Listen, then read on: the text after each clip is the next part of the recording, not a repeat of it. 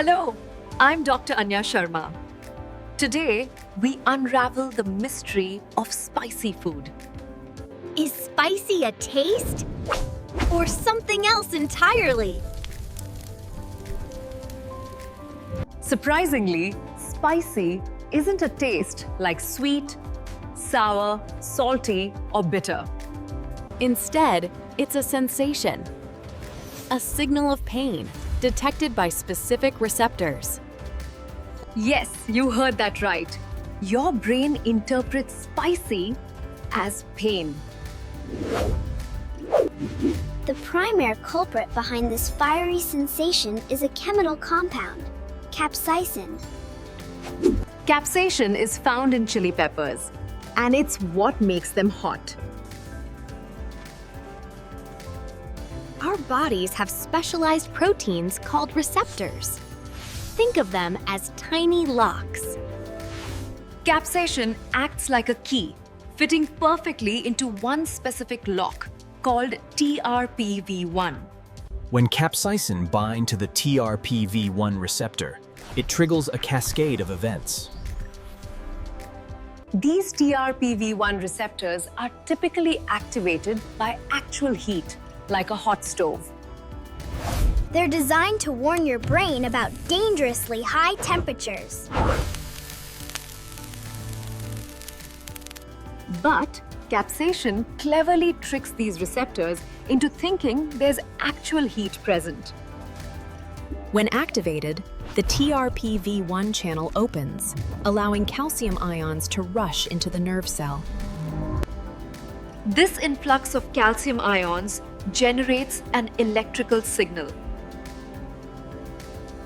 This electrical signal is then transmitted along nerve fibers to your brain. Your brain receives this signal and interprets it as a burning sensation. It's the same neural pathway used for actual thermal burns. So while your mouth isn't literally on fire, your brain thinks it is. These TRPV1 receptors are abundant in mucous membranes, like your mouth, nose, and eyes. That's why touching your eyes after handling chilies can be so painful. For us chefs, understanding capsaicin is key to creating incredible flavors. To truly capture the heat, you need a blend. Habanero for fruitiness, serrano for a sharp bite, and jalapeno for body. The Scoville Heat Unit, or SHU, measures the concentration of capsaicin. It's a fascinating scale, ranging from 0 for bell peppers to millions for super hot varieties. Bell peppers have no capsaicin, so they register 0 on the Scoville scale. A common jalapeno, however, can range from 2,500 to 8,000 SU. Serrano peppers are a step up, packing a punch between 10,000 and 23,000 SHU. Knowing the SHU helps me perfectly balance the heat in my dishes. Then we jump to habaneros, significantly hotter, at 100,000 to 350,000 SU. These are where things start to get seriously spicy for most people. And then we have the super hots, like the ghost pepper, exceeding 1 million SHU. These require respect. A tiny amount is enough to ignite a dish.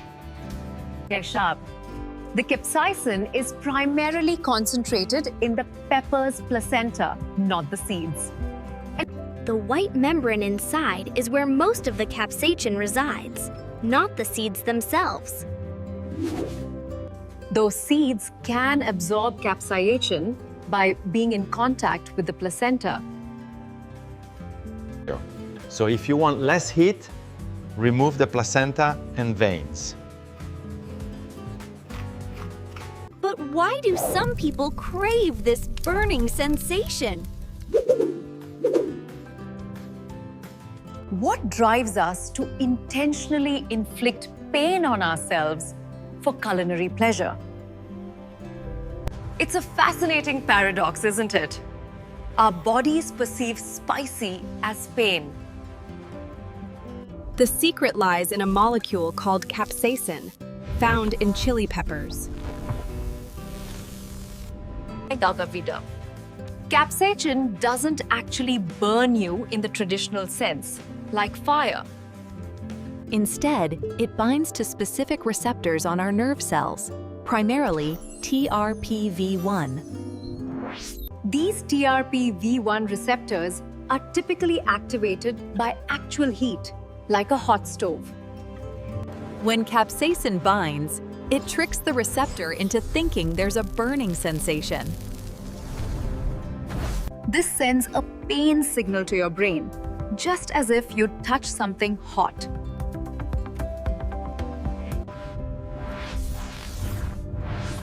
Your brain interprets this chemical stimulus as a physical burn.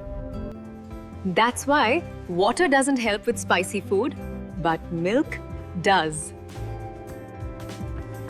Capsaicin is oil-soluble, not water-soluble.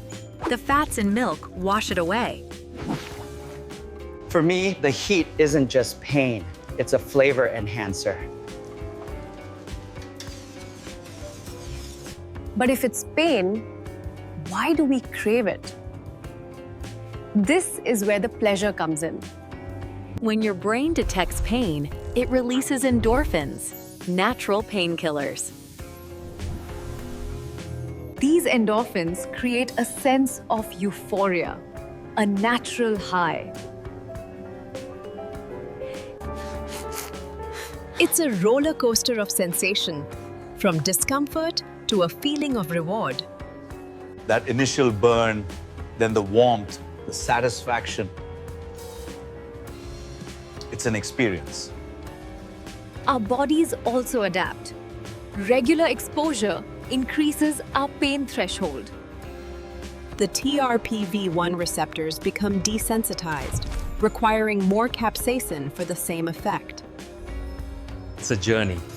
You start with mild heat, then you build up.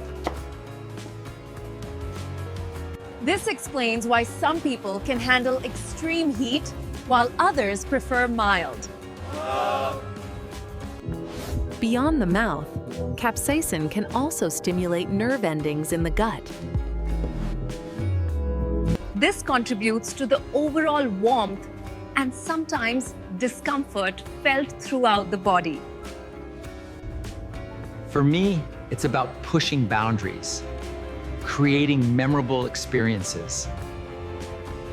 So the burn is real, but so is the pleasure, driven by our own neurochemistry. It's a dance between discomfort and delight, a thrilling sensory adventure.